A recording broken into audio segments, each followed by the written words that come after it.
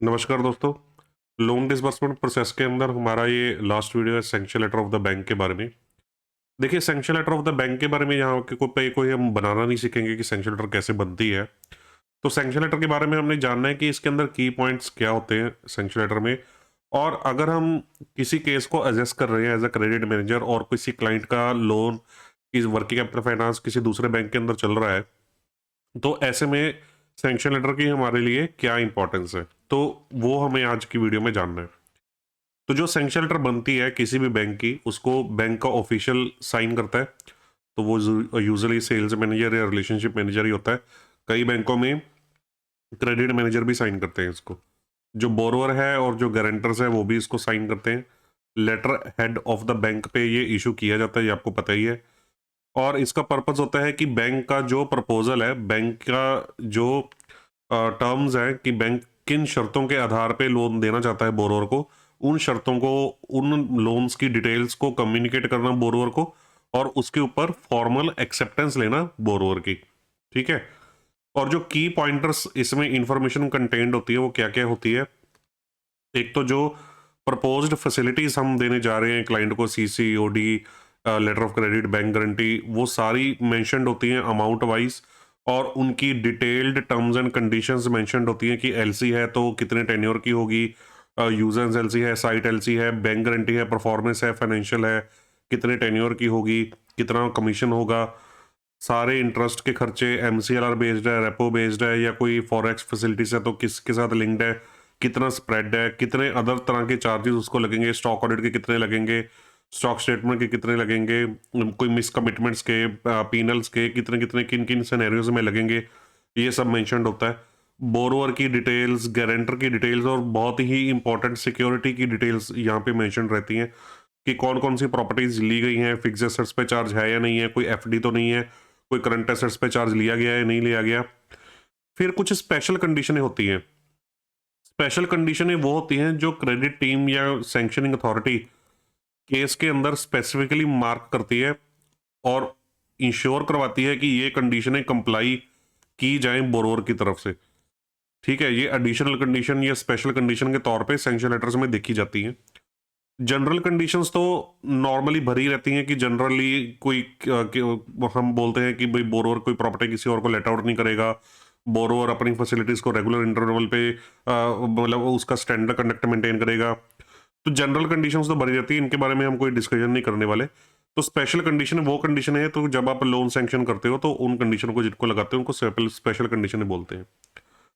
तो sanction letter की importance, rather importance क्या है या की फैक्टर्स सैंक्शन लेटर के बारे में क्रेडिट मैनेजर के पॉइंट ऑफ व्यू से और बोरोअर के पॉइंट ऑफ व्यू से क्या है, जो मेरे नज़र में है, जो मैंने अपने एक्सपीरियंस से देखे, तो उनके बारे में हम डिस्कस करेंगे। सबसे पहले हम क्रेडिट मैनेजर के बारे में डिस्कस करते हैं। देखिए, क्रेडिट मैनेजर के पॉइंट ऑफ व्यू से अगर आप किसी लोन को असेस कर रहे हो, किसी बोरोअर को असेस कर रहे हो और उसका एग्जिस्टिंग बैंक के साथ लोन चल रहा है, एग्जिस्टिंग बैंक के साथ लोन चल रहा है और उसी लोन को आपको टेक ओवर करना है और आपको प्रोसेस करना है, या फिर टेक ओवर नहीं भी करना, वो साइमल्टेनियसली भी चलता रहेगा, तो उस एग्जिस्टिंग बैंक की सैंक्शन लेटर आपके लिए क्यों जरूरी है, आपको उसमें क्या देखना चाहिए, क्या बातों को ध्यान में रखना चाहिए, और उन बातों को देख के अपने दिमाग में क्या पिक्चर बनानी चाहिए, तो उसके बारे में हम कुछ की पॉइंटर्स डिस्कस करने वाले हैं। देखिए, मैं अभी भी कहता हूं कि सैंक्शन लेटर बहुत ही ज्यादा इंपॉर्टेंट डॉक्यूमेंट है क्रेडिट मैनेजर के लिए। एक सैंक्शन लेटर एग्जिस्टिंग बैंक की स्टडी करके आप बहुत अच्छे से पता लगा सकते हैं कि एग्जिस्टिंग बैंकर का उस बोरोअर के ऊपर क्या रवैया है, उस बोरोअर के ऊपर उसका क्या व्यू है। आपको थोड़ा हिंट मिलना शुरू हो जाएगा उसके रेट ऑफ इंटरेस्ट को देख के, उसकी कंडीशनों को पढ़ के आइडिया लगना शुरू हो जाएगा कि एग्जिस्टिंग बैंकर बोरोअर को किस रूप में देख रहा है, किस शेप में देख रहा है। ठीक है, तो चलिए स्टडी करते हैं थोड़ा सा। सॉरी। देखिए, for credit manager point of view हमने क्या क्या ध्यान में रखना है जब भी आपके हाथ में सैंक्शन लेटर आए किसी एग्जिस्टिंग बैंक की। सबसे पहले तो उसके अंदर बोरोवर का जो नाम है और उसका जो एड्रेस है उसको क्रॉस वेरीफाई कर लीजिए कि भाई ठीक है, बोरोवर, उसी बोरोवर की सैंक्शन लेटर आपके पास प्रेजेंटेड है जिस बोरोवर को आप एड्रेस कर रहे हो, और उसका एड्रेस, एड्रेस उसका वही होता है जो दूसरे बैंक के पास उसने केवाईसी देकर रजिस्टर करवाया होता है, सबमिट किया होता है। अब वहां पे एड्रेस कुछ और आ रहा है और आपके पास एड्रेस कुछ और आ रहा हो, तो आपके दिमाग में थोड़ा सा अंडरराइटिंग वाइज क्वेश्चन मार्क आ जाएगा कि भाई इसने कोई एड्रेस चेंज किया है क्या, या हमको कोई और एड्रेस प्रूफ का कोई डॉक्यूमेंट दे दिया क्या। ठीक है, तो हो सकता है कि पुराना एड्रेस कोई और हो और आपको नया एड्रेस दिया गया हो, तो पुराने एड्रेस के ऊपर अगर उसका कोई रेफरेंस चेक करे तो माइट भी आपको कोई खराब रेफरेंस चेक मिल जाए, या माइट भी पुराने एड्रेस पे सिबिल रन करवाया जाए तो आपको कुछ और रिपोर्टिंग उसमें देखने को मिल जाए, तो कुछ भी हो सकता है, तो देखना बहुत जरूरी है। उसके बाद सैंक्शन लेटर की डेट को पूरा ध्यान में रखें, क्योंकि आप नहीं चाहते कि आप किसी ओल्ड सैंक्शन लेटर को स्टडी कर रहे हो। आप ये जानते हैं कि हम वर्किंग कैपिटल के डिसबर्समेंट प्रोसेस के बारे में स्टडी कर रहे हैं, और वर्किंग कैपिटल का जो एक्सपोजर होता है वो 12 महीने बाद रिन्यू होता है, 12 महीने बाद रिन्यू होता है। तो अगर आज आज अब फेब 24 चल रहा है, फेब 24 चल रहा है, और आपके पास मान लीजिए सैंक्शन लेटर प्रेजेंट हुआ अगस्त 2022 का। अब अगस्त 2022 के बाद आपके पास कोई सैंक्शन लेटर प्रेजेंट नहीं हो रहा, तो ऑब्वियसली अगस्त 2022 के बाद उसको कितना 16-17 महीने तो बीत गए हैं, 17-18 महीने, 1.5 साल होने को हो गया, 1.5 ईयर्स। तो इन बिटवीन रिन्यूअल तो हुआ ही होगा, प्लेन रिन्यूअल तो हुआ ही होगा। हम चलो अगर मान लें कि अगस्त 22 में जो लोन चल रहा था आज की डेट पे भी सेम है, बट उसके बाद तो रिन्यूअल हुआ होगा ना, चाहे अगस्त 23 में हुआ हो, चलो एक महीना लेट सितंबर 23 में या अक्टूबर 23 में हुआ हो, तो वो रिन्यूअल की सैंक्शन लेटर आपके पास होनी चाहिए ना। तो आपको डेट ध्यान में रखनी है कि आप कोई बहुत ज्यादा ओल्ड सैंक्शन लेटर स्टडी तो नहीं कर रहे वर्किंग कैपिटल के केस में, राइट। अब कई बार ऐसा होता है कि बोरोर बोलता है कि मेरा तो रिन्यूअल ही नहीं हुआ, तो ये भी आपके लिए कंसर्न होगा कि भाई 1.5 साल हो गया, अगस्त 22 के बाद आपका रिन्यूअल ही नहीं हुआ, फिर तो आपका टेक्निकल एनपी होने वाला है वहां पे। या फिर अगर इतना डिले रिन्यूअल आपका वहां पे चल रहा है, तो या तो आपके अकाउंट में कोई इशू होगा, या आप कोई इशू क्रिएट कर रहे होगे बैंक को कि आप डॉक्यूमेंट नहीं दे रहे उनको, या कोई आप कंप्लायंस नहीं कंप्लीट करवा रहे, तो आप रिन्यूअल नहीं करवा रहे यहाँ पे। तो इसका मतलब ये हो गया कि अगर आप उसको तंग कर सकते हो रिन्यूअल डिले करवा के, या आपके कंडक्ट में कोई ऐसा इशू है, तो कल को हमारे पास ऑनबोर्ड हो गए, तो जब हमारा रिन्यूअल का टाइम आया तो आप तो फिर हमें भी परेशान करोगे कि भाई मैं रिन्यूअल नहीं करवाता, मैं डॉक्यूमेंट नहीं देता, फिर तो हम भी लटके रह जाएंगे इस चीज़ में। तो देखना बहुत जरूरी है, छोटी छोटी बातें होती हैं पर देखनी बहुत जरूरी होती है। तो ये जो पॉइंटर्स लिखे हुए हैं पढ़ के आपको समझ नहीं आएगा, मैं वर्बल से, जैसे अभी ये एग्जांपल दिया आपको, तो ऐसे वर्बली आपको समझाता रहूंगा बीच बीच में, तो उससे आपको क्लिक होता रहेगा कि ठीक है ये सारी चीज़ें हमारे लिए इंपॉर्टेंट होती है। उसके बाद एग्जिस्टिंग बैंक की सैंक्शन लेटर में उसका सारा एक्सपोजर मेंशन होता है, कितनी ओडी है, कितनी सीसी लिमिट कितनी है, टर्म लोन कितना है, एलसीबीजी वगैरह कितनी है, उन सबको सिबिल से क्रॉस वेरीफाई कर ले। इससे क्या है कि कई बार क्या होता है कि आपकी सैंक्शन लेटर में लिमिट आ रही है, सीसी लिमिट 2 करोड़ रुपए की, सिबिल में आपने चेक किया सिबिल में आ रही है 1 करोड़ रुपए की, तो दैट मीन्स उसकी सैंक्शन लेटर के बाद कुछ रिवाइज हुआ है, उसकी सैंक्शन लेटर के बाद कुछ रिवाइज हुआ डेट, उस जो भी डेट की होगी, सिबिल तो लेटेस्ट डेट का होगा, उसके बाद कुछ रिवाइज हुआ होगा, कुछ बैंक ने कुछ किया होगा या बोरोर ने करवाया होगा, तो आपको वो जानना जरूरी हो जाता है। ठीक है, उल्टा भी हो सकता है, सैंक्शन लेटर में सीसी आ रही है 2 करोड़ की और सिबिल में आ रही है सीसी लिमिट 3 करोड़ की, तो दैट मीन्स क्लाइंट ने कोई इन्वेस्टमेंट ले ली, तो इन्वेस्टमेंट ले ली तो आपके पास नया सैंक्शन लेटर आएगा नई टर्म्स एंड कंडीशंस के साथ, और आपका एक्सपोजर भी चेंज हो गया, करेक्ट।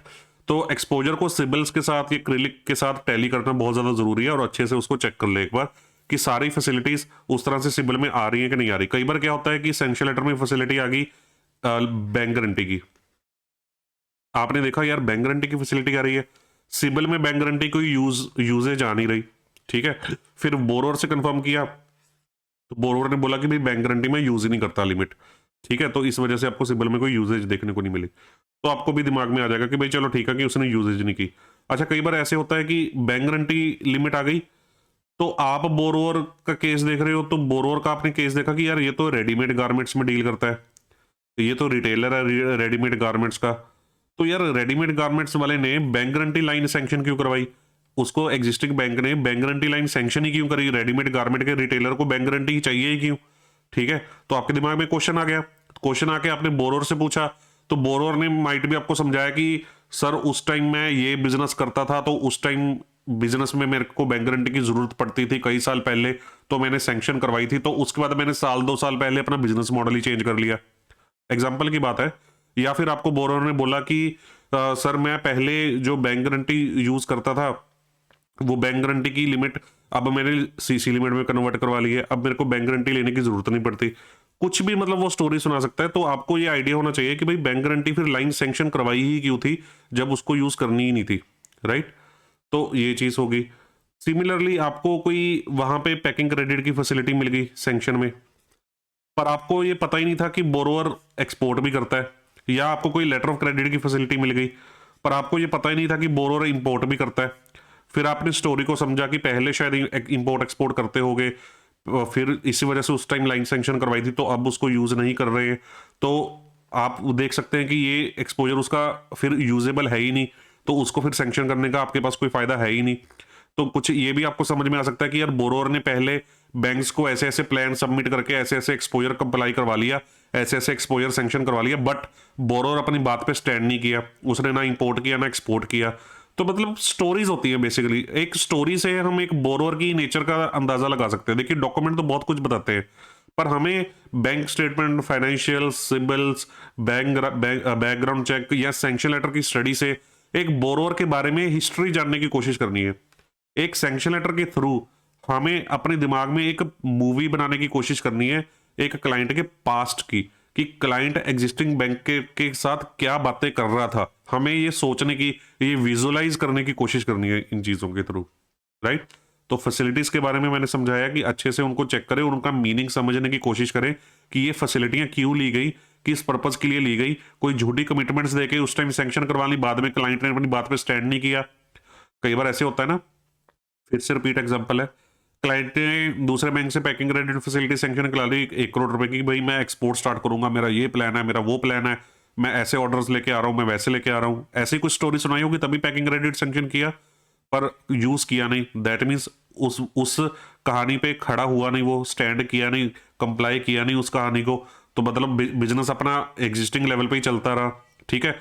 फिर जब आप मीटिंग करने के लिए जाओगे, फिर 3600 प्रोजेक्शन आपको भी दे रहा होगा कि मैं ऐसे करने वाला हूं बिजनेस में, मैं वैसे करने वाला हूं, मैं मेरा इस बंदे के साथ बातचीत चल रही है, मेरी उस बंदे के साथ बातचीत चल रही है। तो आपको एक नेचर पता लग जाएगी कि यार ये बंदा ना फेंकता बहुत है, पहले भी फेंक फेंक के इसने बहुत कुछ सैंक्शन करवा लिया था बट काम कुछ नहीं किया। तो आप थोड़ा अवेयर हो जाएंगे इस चीज के लिए। उसके बाद उसकी सैंक्शन लेटर में रेट ऑफ इंटरेस्ट का चेक करना। यार ये रेट ऑफ इंटरेस्ट का चेक करना ना, ये बड़ा इंपॉर्टेंट फैक्टर है। मैंने 2-3 केस, मैं अभी अप्रूवल और रिजेक्शन एनालिसिस के ऊपर वीडियोस बनाने वाला हूँ आने वाले कुछ दिनों में, नेक्स्ट वीक से ही शुरू करूंगा दोबारा से। तो जो रेट ऑफ इंटरेस्ट चेक्स है ना, तो इसके ऊपर मैंने केस भी रिजेक्ट किए। एक बोरोअर जो अपने आप को कह रहा है कि मैं एक पब्लिक लिमिटेड कंपनी हूं, मेरी 30 करोड़ की सेल है, मेरा ऐसे है, मेरा वैसे है।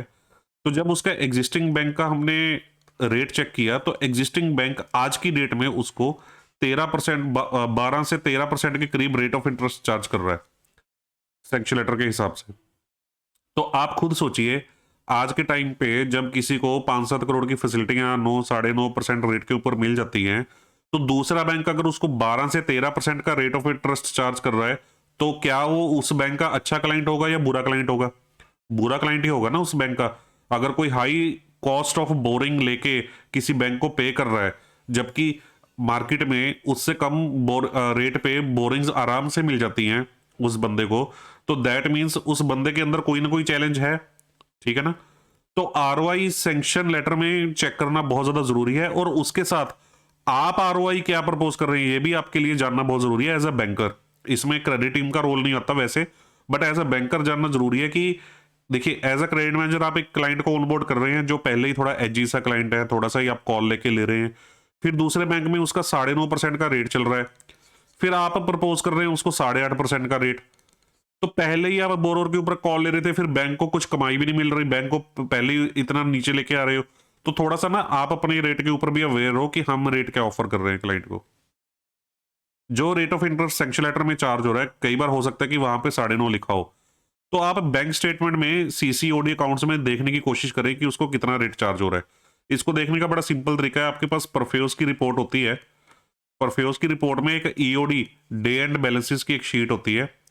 डे एंड बैलेंसेस की शीट के ऊपर आप देखिए कि पूरे मंथ की उसकी एवरेज यूज कितना था, सिंपल एवरेज करके उसकी एवरेज यूज देख लीजिए, और उसके ऊपर सैंक्शन लेटर का रेट लगा के देखिए कि रेट लगा के आपका उस मंथ का इंटरेस्ट का खर्चा एवरेज आउट बन के कितना निकल के आ रहा है।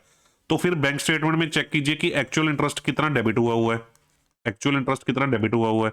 तो अगर तो वो उस रेट के आसपास ही है, जैसे 9.5 सैंक्शन लेटर पे लिखा था, और आपने मैनुअल कैलकुलेशन से देखा कि आपका 9.75 9.70 कुछ ऐसे बन रहा है, तो इतना तो चलो कैलकुलेशन एरर हो जाता है एवरेज आउट करने में, तो इतना अगर निकल के आ रहा है तो देन तो ठीक है। पर अगर आपने अपनी मैनुअल कैलकुलेशन देखी तो आपने पाया कि आपके पास 12% रेट ऑफ इंटरेस्ट चार्ज हो रहा था, आपकी बैंक स्टेटमेंट में एक्चुअली 12% चार्ज हो रहा है, जबकि सैंक्शन लेटर में 9.5 लिखा हुआ है। तो दैट मीन्स कहीं ना कहीं एग्जिस्टिंग बैंक उसको किसी ना किसी वजह से पीनल चार्जेस लगा रहा है। और ये भी केस मैं आपको एक रिजेक्शन एनालिसिस में वीडियो में समझाऊंगा, इसके बेस पे भी मैंने रिसेंटली एक केस को रिजेक्ट किया था, राइट। तो बोरोवर क्या बोल रहा है कि मेरा रेट कितना चल रहा है, बैंक स्टेटमेंट के हिसाब से आपको क्या लग रहा है, आपका बैंक क्या प्रपोज कर रहा है रेट ऑफ इंटरेस्ट, और सैंक्शन लेटर में क्या चार्ज हो रहा है, ये सब चीजें आपके लिए जानना बहुत ज्यादा जरूरी हो जाती है किसी भी केस के अंदर। आप समझ गए इस चीज को। तो बोरोवर कंफर्मेशन में भी जैसे ये 12% की मैंने आपको एग्जांपल दी, तो इसमें क्लाइंट एंड तक यही बोल रहा था कि सर मेरे को तो पता ही नहीं, मेरे को तो पता ही नहीं कि मेरा 12% चार्ज हो रहा है। ठीक है, तो ऐसा थोड़ी होता है कि एक प्रूडेंट बिजनेसमैन को अपना रेट ऑफ इंटरेस्ट ही ना पता हो। तो ऐसी चीजों को, ऐसी कंफर्मेशन को हमने एक्सेप्ट नहीं करना। उसके बाद कोलेट्रल की डिटेल्स, कोलेट्रल की डिटेल्स आपके लिए जानना बहुत जरूरी है, क्योंकि आप जब लोन किसी बैंक दूसरे बंदे को सैंक्शन कर रहे हो तो आपको ये जानना जरूरी है कि एग्जिस्टिंग बैंक में उसने क्या प्रॉपर्टियां दे रखी हैं और आपको क्या प्रॉपर्टियां दे रहा है। पहली बात, ऐसा तो नहीं है कि एग्जिस्टिंग बैंक में घर की प्रॉपर्टी दे रखी है, अच्छी प्रॉपर्टियां दे रखी हैं, और आपके पास एनहेंसमेंट के लिए आ रहा है तो आपको घटिया प्रॉपर्टीज दे रहा है, इंडस्ट्रियल प्रॉपर्टीज दे रहा है, कोई प्लॉट्स दे रहा है। तो आप एक तो पैसा और दो, रिस्क भी लो सारा, और प्रॉपर्टीज भी कमजोर लो, तो फिर ऐसी भी क्या जल्दी है। ठीक है ना। तो एज अ बैंकर हमें थोड़ा सा स्ट्रॉन्ग ओपिनियन रखना चाहिए इन चीजों के ऊपर। तो अगर एग्जिस्टिंग बैंक में कोलेटरल्स अच्छी दे रखी है तो हमें भी अच्छी कोलेटरल दे भाई, हम पैसा देने को तैयार है तेरे को, और हमें भी अच्छी कोलेटरल दे। ठीक है, थोड़ी बिजनेस कॉल्स भी होती हैं कई बार कि बोरोर को, अच्छे कस्टमर को लेके आना, तो कई बार प्रॉपर्टीज एक दो ऊपर नीचे हो जाती हैं, बट दूसरे बैंक के पास प्रॉपर्टीज क्या चल रही हैं और हमें क्या प्रपोज हो रही है प्रॉपर्टीज, इनको टैली करना बहुत जरूरी है। अब इसके अंदर एक मजेदार चीज आपको समझाता हूं।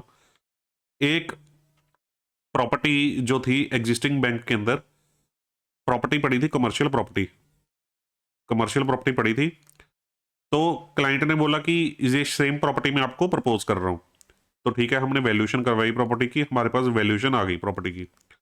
पर क्रेडिट मैनेजर ने ध्यान से देखा कि जो हमने वैल्यूएशन करवाई थी उसके अंदर प्रॉपर्टी का एरिया था 2600 square yards, 2600 square yards area था, पर जो सैंक्शन लेटर में उसी प्रॉपर्टी का एरिया मेंशन था वो था 4000 स्क्वायर यार्ड्स। एग्जांपल के लिए बता रहा हूं, 4000 स्क्वायर यार्ड्स। तो जब हमने इंक्वायर किया तो हमने पाया कि क्लाइंट की उसमें मल्टीपल रजिस्ट्रियां थी, और मल्टीपल रजिस्ट्रियों में वो 1400 स्क्वायर यार्ड की रजिस्ट्री हमसे छुड़वा रहा था, जो कि बात हमें पहले कम्युनिकेट नहीं की गई थी सेल्स टीम की तरफ से, राइट। सॉरी। तो ऐसे माइन्यूटली आपको चीजों को चेक करके क्रॉस वेरीफाई करना है। कई बार क्या होता है कि अब आपको ज्यादातर लोगों को खसरा नंबर नहीं पता होंगे। एक बार खसरा नंबर से हमने वेरीफाई किया था कि प्रॉपर्टी जो सैंक्शन लेटर में आ रही थी उसमें 4 खसरा नंबर डाले हुए थे। खसरा नंबर क्या होता है कि एक प्रॉपर्टी का नंबर गवर्नमेंट की तरफ से एलोकेटेड होता है एरिया का, बड़े चंक ऑफ लैंड का एरिया मेंशन होता है, और उस लैंड में प्रॉपर्टी लोकेटेड होती है। ठीक है, तो मान लीजिए लैंड को ऐसे 4 पार्ट्स में डिवाइड किया गया, तो ये खसरा नंबर, जैसे खसरा नंबर 1 है, 2 है, 3 है, 4 है, आपकी प्रॉपर्टी ये है, तो ये एरिया खसरा नंबर 1 का है, ये एरिया खसरा नंबर 2 का है, ये 3 का है, ये 4 का है, और आपकी प्रॉपर्टी चारों खसरों में फॉल करती है, चारों खसरा नंबर में फॉल करती है। तो आपकी रजिस्ट्री में 1 2 3 4 ऐसे लिखा होगा कि चारों खसरा नंबर के अंदर ये प्रॉपर्टी कुछ कुछ कुछ कुछ फॉल करती है। ठीक है, तो सैंक्शन लेटर में चारों खसरा नंबर लिखे हुए थे, वैल्यूएशन आई उसमें 3 लिखे हुए थे, समझ गए। तो मतलब जो चौथा खसरा नंबर वाला एरिया था वो हमें दे नहीं रहा था, वो ये वाला हिस्सा दे रहा था खाली। तो इस तरह से, इस चीज को टैली करना है। दूसरे बैंक को करंट एसेट्स पे चार्ज दे रखा है कि नहीं दे रखा, फिक्स एसेट्स पे चार्ज दे रखा है नहीं दे रखा, कोई एफडी दी हुई है, कुछ दिया हुआ है, तो वो अच्छे से चेक करना है कि क्या क्या सिक्योरिटीज दी हुई हैं। और कई बार दूसरे बैंक ने ये भी लिखा होता है कि कितना कोलेटरल कवर मेंटेन्ड होगा, कितना कोलेटरल कवर मेंटेन्ड होगा। एग्जांपल के लिए वहां पे 3 प्रॉपर्टीज दे रखी है, 3 प्रॉपर्टीज दे रखी हैं, और वही 3 प्रॉपर्टीज आपको प्रपोज्ड हैं। आपने कहा ठीक है जी, हमें भी वही प्रॉपर्टीज प्रपोज्ड हैं, पर उन तीनों प्रॉपर्टी की वैल्यू निकल के आ रही है मान लीजिए 2 करोड़ रुपए, और आपको देने हैं 2 करोड़ 25 लाख रुपए। तो आपका तो 100% से नीचे चला गया एक्सपोजर, और आपने देखा कि एग्जिस्टिंग बैंक ने कंडीशन लगाई हुई थी सैंक्शन लेटर में कोलेटरल के साथ कि हम 100% कवर से नीचे उसको कुछ रिलीज नहीं करेंगे, 100% कवर मेंटेन करके चलेंगे। तो अगर अज्यूम करें कि उनकी भी वैल्यूएशन 2 करोड़ की ही थी, तो उन्होंने उसको रिलीज अमाउंट एक्सपोजर में से रिलीज अमाउंट 2 करोड़ से ज्यादा नहीं रखा होगा, तो फिर आप क्यों करोगे? तो ये चीजें चेक करनी आपके लिए जरूरी है। Similarly in that line guarantor की डिटेल्स, कौन कौन से बंदों को की गारंटी ली हुई है, उनका आपके बोरोर के साथ क्या रिलेशन है, ठीक है, क्या आपको सेम बंदों की गारंटी प्रपोज हो रही है कि नहीं हो रही, वो चीज है। स्पेशल कंडीशन है, आपको एज अ क्रेडिट मैनेजर आप खुद एक सोचिए, जब आप किसी कस्टमर को लोन सैंक्शन कर रहे होते हो, आप किसी का रिन्यूअल कर रहे हो, किसी को लोन सैंक्शन कर रहे हो, तो आप कुछ कंडीशनें लगाते हो। जब आप किसी क्लाइंट से नाराज हो, किसी क्लाइंट के कंडक्ट से नाराज हो, तो आप कंडीशनें लगाते हो कि इतनी अगर कैपिटल ना डाली ना, अब कैपिटल ना डाली तो तेरे को पीनल 2% पीनल लगेगा, ये सिंबल का ओवरड्यू तेरे को क्लियर कराना पड़ेगा, अगर ये करंट अकाउंट अब 90 दिनों के अंदर क्लोज ना हुआ ना तो 2% पीनल पड़ेगा। ऐसी कंडीशनें लगाते हो ना, वर्डिंग ऐसे लिखते हो ना, तो उस वर्डिंग को आप दूसरे बैंकों के सैंक्शन लेटर में भी पढ़ने की कोशिश करो कि दूसरे बैंकों के सैंक्शन लेटर में क्या क्या वर्डिंग्स लिखी हुई हैं, तो उससे अनुमान लगाने की कोशिश करो कि दूसरे बैंक की क्रेडिट टीम या दूसरे बैंक की जो भी असेसमेंट वाली टीम है, वो इस बोरोर के दिमाग में क्या पिक्चर होगी, बोरोर की उनके दिमाग में, तो उसको समझने की कोशिश करो। और उनकी कंप्लायंस देखने की कोशिश करो कि अगर उन्होंने बोला था कि 50 लाख की कैपिटल डालेगा, तो क्या डाली उसने वाकई में? उन्होंने बोला था कि 2 करोड़ की कैपिटल मेंटेन करेगा, तो क्या 2 करोड़ की मेंटेन्ड है? उन्होंने बोला था कि 50 करोड़ की सेल्स की प्रोजेक्शन है 2024 की, तो 50 करोड़ की अचीव करेगा, तो क्या वो अचीव्ड है? ठीक है। उन्होंने बोला था कि करंट अकाउंट इतने दिनों में क्लोज करवाएगा, क्या उसने क्लोज करवा दिया करंट अकाउंट? तो क्या अगर उनको ये कंप्लाई करवा के नहीं दे रहा, उनके सामने वादे करके सैंक्शन ले रहा है, लोन डिसबर्स करवा रहा है, तो फिर आपके सामने जो कमिटमेंट्स कर रहा है उसका भी क्या फायदा? वो भी तो सारी फेक कमिटमेंट्स हो गई ना। ठीक है, तो इस तरह से फिर अदर कंडीशंस की लोन का टेन्योर क्या चल रहा है। कई बार क्या होता है कि आपने टर्म लोन किसी क्लाइंट को देना है, आपको बैलेंस टेन्योर नहीं समझ आ रहा कि यार बैलेंस टेन्योर कितना चल रहा है, सिबिल में भी नहीं पता लग रहा, रीपेमेंट शेड्यूल नहीं आ रहा, कुछ वहां से नहीं पता चल रहा, तो सैंक्शन लेटर से आपको टेन्योर पता चल जाता है कि कितना टेन्योर था। तो आप देख लीजिए कि सैंक्शन लेटर कितनी पुरानी हो चुकी है, तो दैट मीन्स इतना टाइम निकल चुका है, तो उसको माइनस कर लीजिए, तो बैलेंस आपका टेन्योर हो जाएगा। ड्राइंग पावर के क्या नॉर्म्स लगाए हैं, डेटर डेज 40% मार्जिन है, और 90 दिन के डेटर डेज अलाउड है या 120 दिन के अलाउड हैं, कोई ग्रुप कंसर्न्स के डेटर्स एक्सक्लूड किए हुए हैं, कैसे है, स्टॉक डेज कितने अलाउड हैं कितने नहीं, तो वो सारा फॉर्मूला चेक कीजिए और उसके हिसाब से देखिए।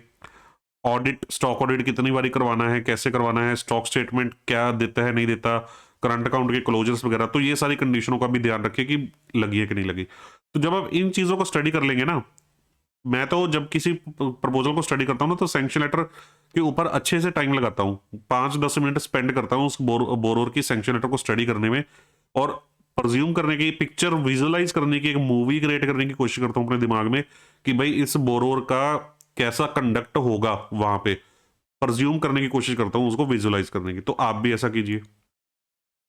तो नेक्स्ट लास्ट है कि अगर बोरोवर के पॉइंट ऑफ व्यू से सोचा जाए, उसके पास सैंक्शन लेटर आती है, तो भाई मैं एक बोरोवर्स को, एमएसएमईज वालों को ध्यान में देना चाहता हूं कि भाई पहले तो आप ये चीज चेक कर लीजिए कि जो आपके पास सैंक्शन लेटर आई है वो एक्चुअल सैंक्शन लेटर है या सिर्फ एक इन प्रिंसिपल लेटर है। कई बार क्या होता है कि आप एज अ बोरोवर आप काम कर रहे हो, आपके पास मान लीजिए एक आईसीआईसीआई बैंक ने अप्रोच किया लोन के लिए, मान लीजिए आपके पास एचडीएफसी बैंक ने अप्रोच किया लोन के लिए, जस्ट एक एग्जाम्पल पर्पज के लिए मैं ये लिख रहा हूँ, ऐसा कोई किसी बैंक के बताने की नहीं है। मान लीजिए आईसीआईसीआई बैंक भी आपके साथ अप्रोच कर रहा है, एचडीएफसी भी अप्रोच कर रहा है, तो आईसीआईसीआई बैंक आपका ऑफर प्रोसेस कर रहा है, एचडीएफसी को भी मान लीजिए पता चल गया कि भाई आपका ऑफर आईसीआईसीआई के पास प्रोसेस हो रहा है, तो उन्होंने, उनका भी सैंक्शन कंप्लीट हुआ नहीं क्रेडिट टीम की तरफ से, तो उन्होंने आपको एक कच्चा सैंक्शन लेटर, जिसको हम इन प्रिंसिपल सैंक्शन लेटर बोलते हैं, इन प्रिंसिपल सैंक्शन लेटर बोलते हैं, कच्चा सैंक्शन लेटर आपको आपके सामने प्रेजेंट कर दिया और आपको बोल दिया कि भाई सर ये आपका सैंक्शन हो गया जी। तो आपके दिमाग में क्या हो गया? आपके दिमाग में हो गया कि यार आईसीआईसीआई तो अभी कर ही रहा था, इन्होंने तो कर भी दिया, तो चलो ठीक है मैं इनको साइन ऑफ करता हूं। तो जब आपको एक बार उसके ऊपर एक्सेप्टेंस करवा लेंगे, ठीक है, उसके बाद पीएफ ले लेंगे आपसे, प्रोसेसिंग फीस, फिर कुछ दिनों बाद एक्चुअल सैंक्शन लेटर बड़े वाला लेके आ जाएंगे। इन प्रिंसिपल तो 3-4 पेज का यूजली बनाते हैं, ठीक है, तो पर इन प्रिंसिपल के अंदर आपको कुछ पहचान करने की जरूरत होगी। इन प्रिंसिपल के अंदर मैं आपको कुछ खास बातें बताता हूं कि कैसे पता चल रहा है चले कि इन प्रिंसिपल है। एक तो कई बार इन प्रिंसिपल वर्ड वहां पे लिखा होगा कि इन प्रिंसिपल लेटर है, वो देख ले। दूसरा, उसके अंदर ना कोई डॉक्यूमेंट का रेफरेंस नंबर नहीं होगा, रेफरेंस नंबर नहीं होता यूजली, क्योंकि जो लोन्स होते हैं वो सिस्टम में सैंक्शन होते हैं या कमेटी में सेक्शन होते हैं, तो उनके मिनट्स का रेफरेंस, सरकारी बैंकों में मिनट्स का रेफरेंस होता है, प्राइवेट बैंकों में उनका loan count, loan reference number होता है जो उनका सिस्टम का जनरेटेड होता है, तो ऐसा कोई नंबर वहां पे मेंशन नहीं होगा। आपकी स्पेशल कंडीशनें जो डिटेल्ड की कंडीशनें होती हैं, वो ऐसी स्पेशल कंडीशनें वहां पे मेंशन नहीं होगी, क्योंकि इस स्टेज पे इनको भी पता नहीं होती कि क्रेडिट क्या कंडीशनें लगाएगा क्या नहीं, तो वो हवा में बना के ले जाते हैं लेटर। तो ऐसी बातों का ध्यान रखें एज अ बोरोअर, अपने एक्सपोजर को, अपनी कंडीशनों को, कि क्या क्या करना है क्या क्या नहीं, उनको अच्छे से स्टडी करें, अच्छे से सोचें कि मैं इनको कंप्लाई कर सकता हूं कि नहीं कर सकता, क्योंकि नहीं कंप्लाई करेंगे तो उसके चार्जेस होंगे, कॉन्सिक्वेंसेज होंगे, और आपको सामने वाले बैंक में भी टेक ओवर करवाने में दिक्कत आएगी, क्योंकि सामने वाले बैंक की क्रेडिट टीम भी इन चीजों को चेक करेगी कि आपने पिछले बैंकों की कंडीशनों को कंप्लाई किया या नहीं किया। वैलिडिटी सैंक्शन लेटर की जरूर चेक कर ले, ये इसका भी एक पार्ट है, क्योंकि सैंक्शन लेटर कई बैंकों में 90 दिन के लिए वैलिड होती है, कई बैंकों में 30 दिन के लिए वैलिड होती है, कई बैंकों में 4-5 महीने के लिए वैलिड होती है। कब से? From the date of issuance, जो भी सैंक्शन लेटर की डेट है, जो भी सैंक्शन लेटर की डेट है उसके, उससे यूजली 90 दिन की वैलिडिटी होती है। तो ऐसा तो नहीं है कि आपको जो सैंक्शन लेटर दिखाई जा रही है वो पुरानी सैंक्शन लेटर हो और बाद में आपको एक्चुअल सैंक्शन लेटर कोई और आके साइन करवा ले। तो ये सब चीजों का ध्यान रखें एज अ बोर्ड। तो आई होप आपने एंजॉय किया होगा इस चीज को। नेक्स्ट वीडियो में मिलूंगा नेक्स्ट टॉपिक के साथ। Thank you very much.